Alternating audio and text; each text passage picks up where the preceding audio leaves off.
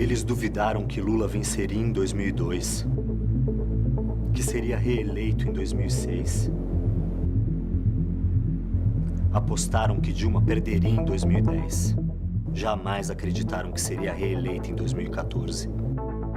Eles erraram todas as previsões e resolveram não correr mais nenhum risco. Primeiro, deram um golpe para tirar Dilma da presidência. Mas isto não bastava. Era preciso impedir que Lula fosse novamente presidente. E foi aí que entraram em cena Sérgio Moro e a Operação Lava Jato.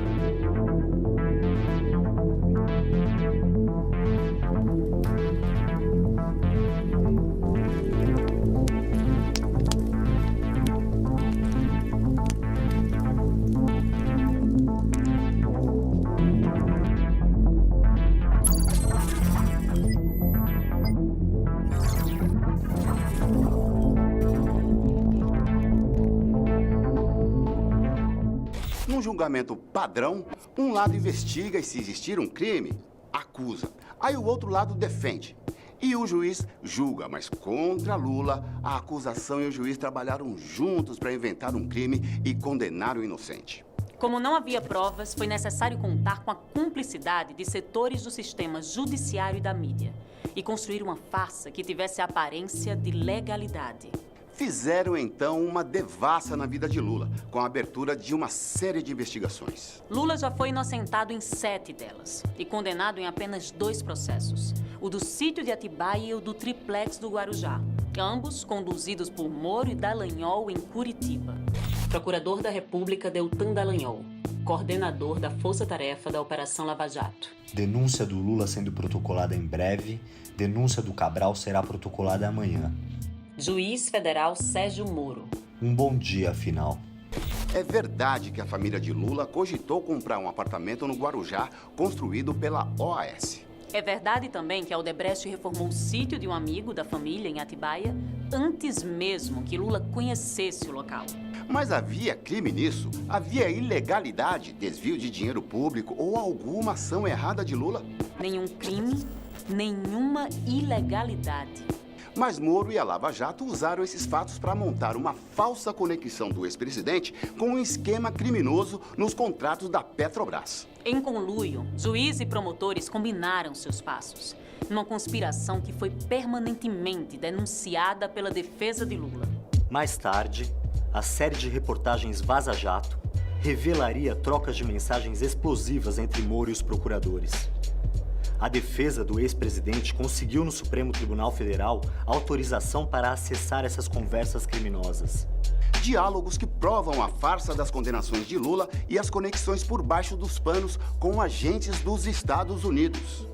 Ou nós estamos diante de uma obra ficcional fantástica que merece o Nobel de Literatura? Ou nós estamos diante de um caso extravagante que este colunista do New York Times tem razão de dizer. É o maior escândalo judicial da história da humanidade. Nas mãos de Moro e da Lava Jato, as sentenças contra Lula já estavam prontas e os processos eram meras formalidades. Chama a atenção, por exemplo, a rapidez com que o caso do triplex do Guarujá foi julgado em segunda instância pelo TRF-4, apenas 196 dias após a condenação de Lula por Moro em primeira instância. Foi o caso que tramitou com maior velocidade em toda a Lava Jato. Para se ter ideia, o relator levou apenas 36 dias para emitir seu parecer sobre um processo de 250 mil páginas. Seria necessário ter lido 6.900 páginas por dia, 289 por hora, 5 páginas por minuto, sem parar. E o juiz revisor fez a correção do material em apenas 6 dias. Lawfare, a guerra jurídica. Já nos seus primeiros movimentos, sempre com muito espetáculo, poucas provas e desapreço pelo processo judicial, a Lava Jato foi considerada um dos mais graves casos de lawfare já vistos. Neste tipo de guerra, ataca-se o inimigo por meio da justiça, com um grande número de acusações para inviabilizar a defesa jurídica. Em paralelo, Manipula-se a opinião pública a partir da imprensa para construir a sensação de culpa do acusado, gerando pressão social para condená-lo, mesmo que não haja provas. Desconstrução pela imprensa. A chamada grande imprensa comprou, sem ressalvas, as pautas vindas de Curitiba e se tornou porta-voz de Sérgio Moro e sua turma. Nas trocas de mensagens, é possível ver como a Lava Jato construía as suas ações preocupada com a repercussão que teriam no noticiário. Dallagnol. Caros, esqueci de contar algo importante. Na correria passou, mas tem que ficar restrito. Almocei na quarta com João Roberto Marinho. É ele quem, segundo muitos, manda de fato na Globo. Responsável pela área editorial do grupo, a pessoa que mais manda na área de comunicação no país. Quem marcou foi Joaquim Falcão. Para evitar repercussão negativa, foi na casa do Falcão. Falei do grupo, do trabalho e das medidas. Falei da guerra de comunicação que há no caso. Ele ouviu atentamente e deu seu apoio às 10 medidas. Vai abrir espaço de publicidade na Globo gratuitamente. Um estudo que analisou mais de 200 edições do Jornal Nacional revela como a Globo manipulou a sociedade, forjando uma imagem ruim sobre Lula. No andamento dos processos, houve uma exposição negativa crescente do ex-presidente no noticiário, que durou até o dia de sua prisão em 7 de abril de 2018. Quando começou o período eleitoral, as pesquisas de intenção de voto apontavam Lula como favorito na disputa de 2018. A Globo então voltou a falar do ex-presidente, mas, claro, de forma desfavorável. O cálculo midiático feito pelos procuradores da Lava Jato se revela em diversas mensagens. Dallagnol. Diogo, vamos segurar a denúncia do cartel para soltar na sexta ou próxima semana, por questão de espaço na imprensa, ok? Vamos deixar tudo pronto e largamos assim que o noticiário estiver mais afável. Diogo Castor. Ok. Acusações sem provas. Em uma das ações, Lula é acusado de receber da OAS um triplex no Guarujá. Na acusação, o apartamento teria sido uma compensação por vantagens que a construtora teria recebido durante os 2 mandatos do ex-presidente. A verdade é que não há nenhuma prova que sustente essa tese. Lula jamais teve as chaves do apartamento, jamais dormiu ou passou um dia no imóvel e não há escritura ou qualquer tipo de contrato que aponte Lula como dono do lugar. E depois, com a transferência do empreendimento à OAS, acabou se transformando no triplex 164A. Posso lhe mostrar o documento? Em 2004 assinado por quem? Não, esse não está assinado. E está assinado por quem? Não está assinado. Então, se não está assinado, doutor. A outra condenação de Lula é referente à reforma de um sítio em Atibaia, interior de São Paulo. Segundo a Lava Jato, o ex-presidente teria recebido a obra em troca de favores à Odebrecht durante seus governos. O sítio pertencia à família de Jacob Bittar, amigo de longa data de Lula, que por isso mesmo frequentava sim o lugar, mas como convidado. Os Bittar foram autorizados pela justiça a vender a propriedade, obviamente porque não era de Lula. Esses 2 processos guardam muitas coincidências. A sentença do caso do sítio, assinada pela juíza Gabriela Hardt, tem trechos inteiros copiados e colados da sentença do caso do triplex, firmada por Moro. Uma prova inconteste de que as decisões já estavam prontas e que não importava o que fosse dito ou apresentado pela defesa de Lula. Perícia feita pelo Instituto Delpicchia e incluída no processo, diz que a sentença do sítio foi superposta à do triplex.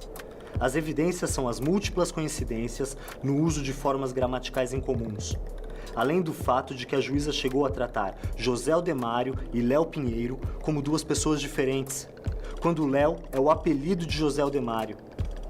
O mais grave foi que Gabriela Hardt escreveu no final da sentença que, da multa aplicada a Lula, deverão ser descontados os valores confiscados relativamente ao apartamento.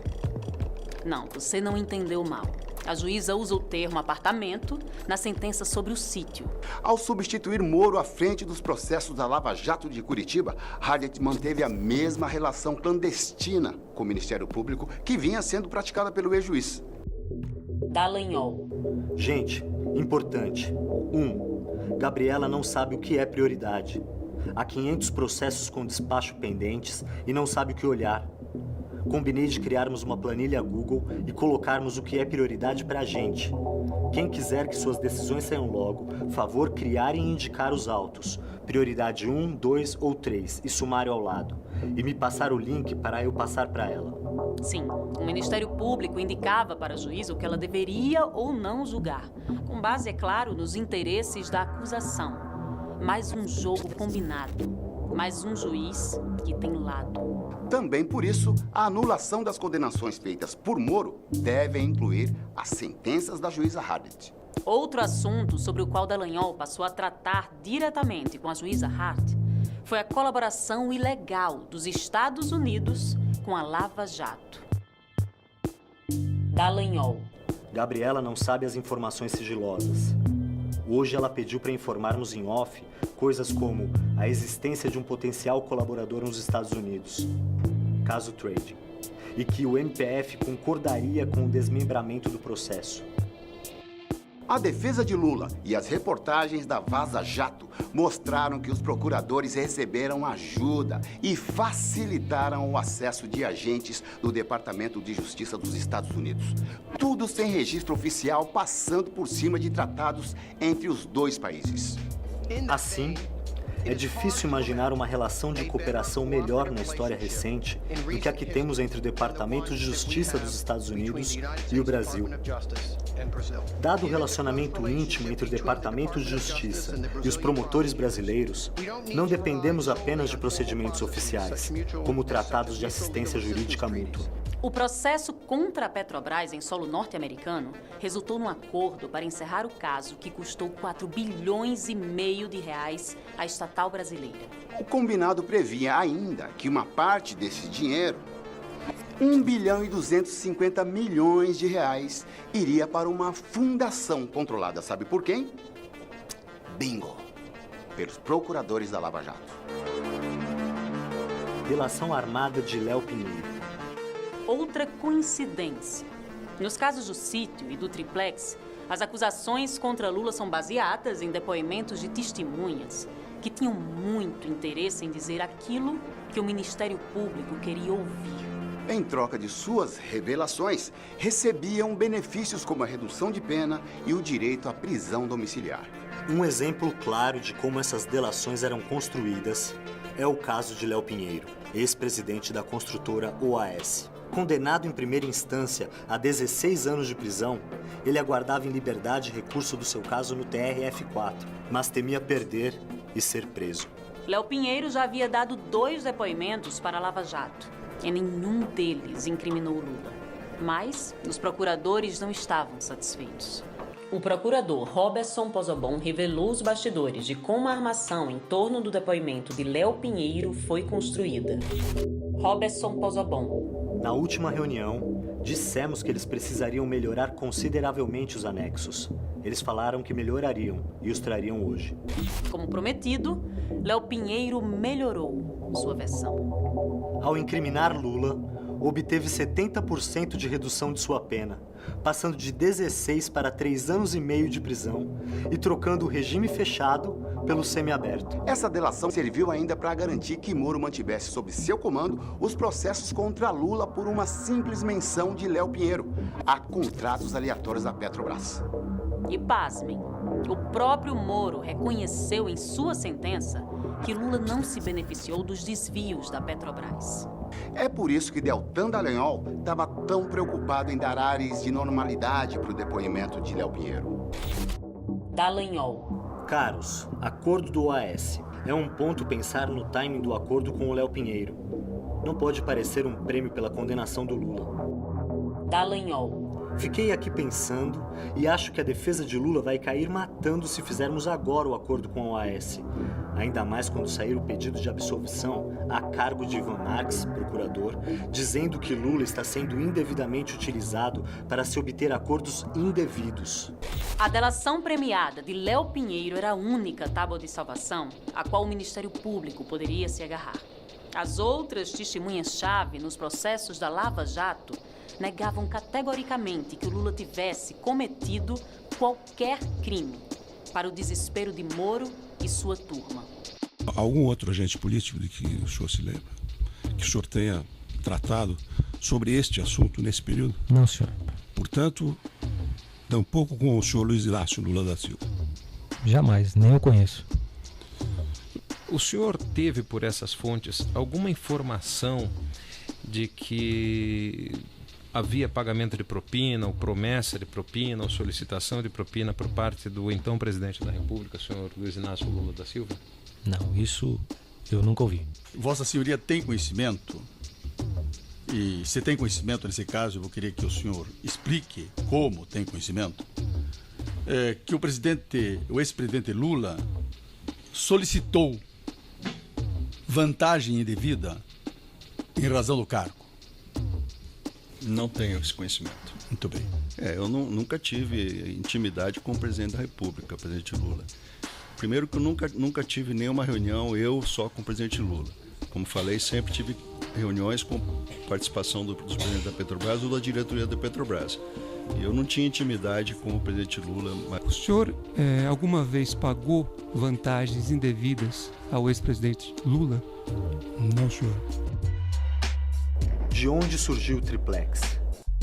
O edifício Solares no Guarujá começou a ser construído pela Bancop, a cooperativa habitacional do Sindicato dos Bancários.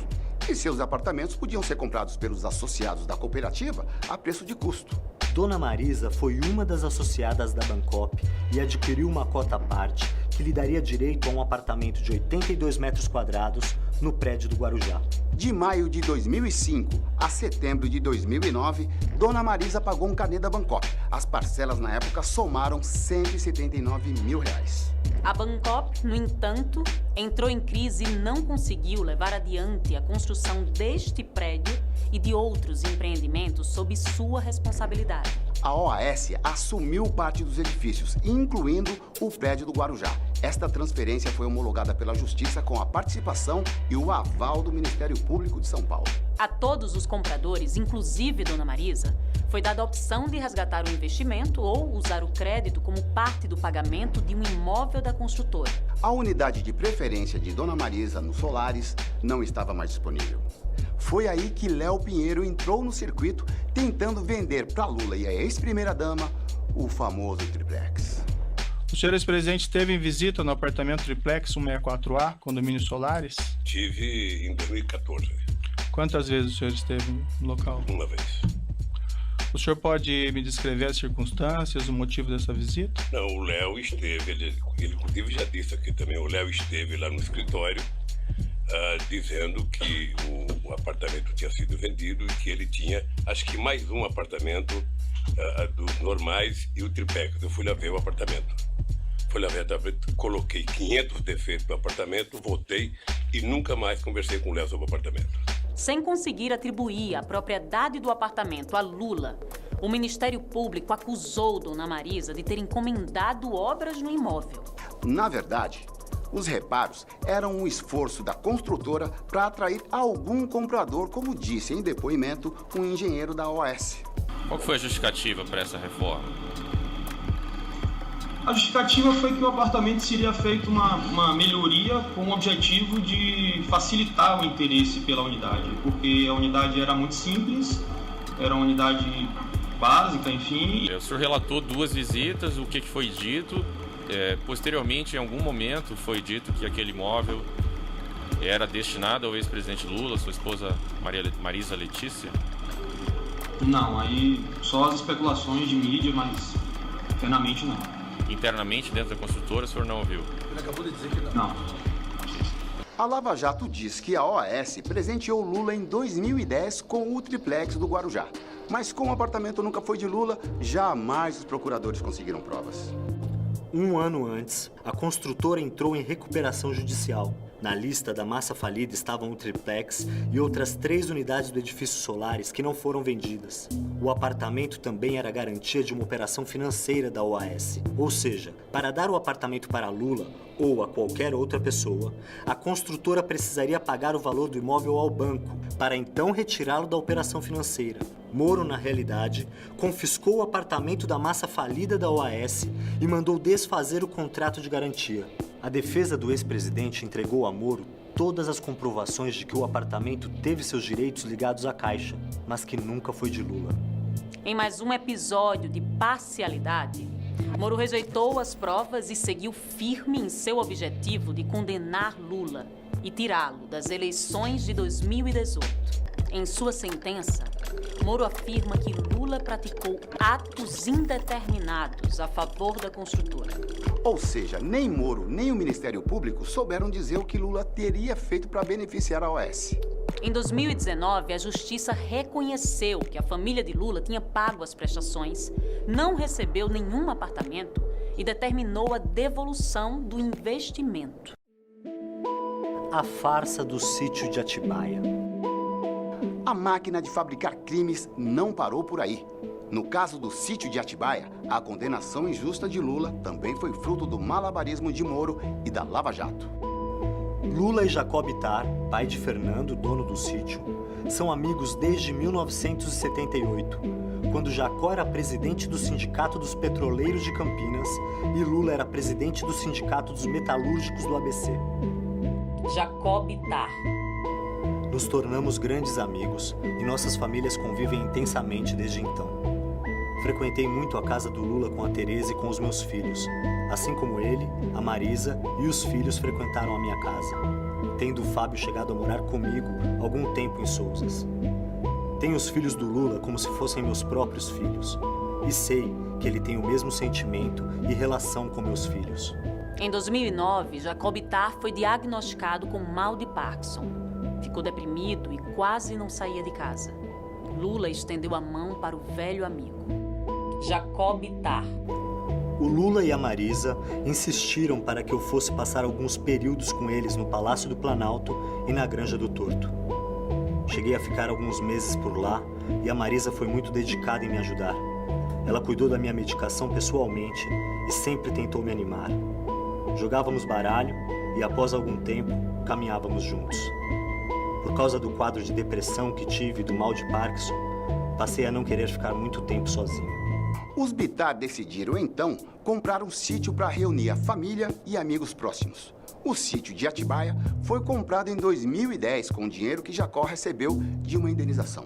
As famílias de Lula e Bittar passaram juntas o Réveillon de 2010 para 2011 no Forte dos Andradas, litoral de São Paulo. De lá, todos seguiram para o sítio. A partir daí, as duas famílias começaram a se reunir com bastante frequência na propriedade de Bittar. Lula, já ex-presidente, era convidado de honra. Senhor ex-presidente, o senhor tomou conhecimento que o Boulay efetuou as obras no sítio, no Atibaia? Não. Não tomou em hora, em nenhum momento? Não. Mas com relação à reforma da Odebrecht, que segundo eles foi 700 mil, o senhor não sabe dizer nada? Eu não sei porque eu nunca discuti e ninguém tinha obrigação de discutir comigo, nem sítio, nem obra. Né? E que quando eu conheci o sítio, já foi no dia 15 de janeiro de 2011, sabe, que não tinha mais obra para fazer. A Lava Jato nasceu em 2014 com a promessa de ser a maior operação de combate à corrupção e lavagem de dinheiro do Brasil. No estalar de dedos, juízes e promotores passaram a ser tratados como heróis nacionais. Mas a euforia baseada numa farsa não duraria para sempre. Em 2019, o escândalo da Vaza Jato escancarou aquilo que já se sabia. Moro e a turma de Curitiba tinham mais vocação para vilão do que para herói. Em mensagens trocadas pelo celular, eles conspiravam e atropelavam qualquer regra jurídica para alcançar o maior de seus objetivos: prender Lula. E quando esse dia chegou, eles vibraram. Dallagnol. Meu caneco, não dá nem para acreditar. Melhor esperar acontecer. A Lava Jato cumpria então a sua principal missão. Em 7 de abril de 2018, tinha início a mais longa prisão política de Lula. A verdade sobre suas condenações só viria à tona com Bolsonaro já eleito e Moro ministro. E o barco da Lava Jato começou a afundar. Em fevereiro de 2021, foi anunciado oficialmente o fim melancólico da operação. Mas os efeitos devastadores dos crimes cometidos por Moro e seus comparsas permanecem. Eu sou refém da maior mentira contada nesse país. E graças a Deus estamos conseguindo provar exatamente o contrário. quem é ladrão é quem estava me acusando de ladrão. Quem fez uma quadrilha foram as pessoas que disseram que eu era chefe de uma quadrilha. Lula ficou preso 580 dias. Tudo que Lula sempre pediu foi o direito de ter um julgamento justo, isento e imparcial. Mas Moro encarava Lula como um inimigo a ser abatido. Infelizmente, não estava sozinho. Outros setores do sistema de justiça, incluindo alguns ministros das cortes superiores, foram seus cúmplices. Em 8 de março de 2021, com atraso de 5 anos, o STF anulou os processos contra Lula em Curitiba e reconheceu que Moro não tinha competência para julgar o ex-presidente. Com a decisão, Lula recuperou seus direitos políticos. Mas isso não é suficiente. É uma decisão com forte lastro jurídico e amparo em precedente do próprio plenário do Supremo Tribunal Federal, mas que não vai reparar esses danos que foram impostos ao ex-presidente, insisto, ao nosso país. Nós vamos continuar brigando para que o Moro seja considerado suspeito, porque ele não tem o direito de se transformar no maior mentiroso da história do Brasil e ser considerado herói por aqueles que queriam me culpar. O STF tem nas mãos a oportunidade histórica de corrigir seus erros e, mesmo que tardiamente, fazer justiça no julgamento da parcialidade de Sérgio Moro nos processos contra Lula. Com a suspeição reconhecida pela Justiça, a expectativa é a de que as condenações nos casos do triplex e do sítio sejam anuladas. Os processos voltem à primeira instância e tenham tratamento justo. E para que a justiça se cumpra, não podem haver soluções intermediárias. Lula precisa estar livre por inteiro. Desistir. Jamais. A palavra desistir não existe no meu dicionário. Anula a STF. Lula livre. Ninguém vai me impedir de festejar, vendo ele voltar pra gente. E o riso que tentaram abafar vai gargalhar contente. Ninguém vai me impedir de festejar,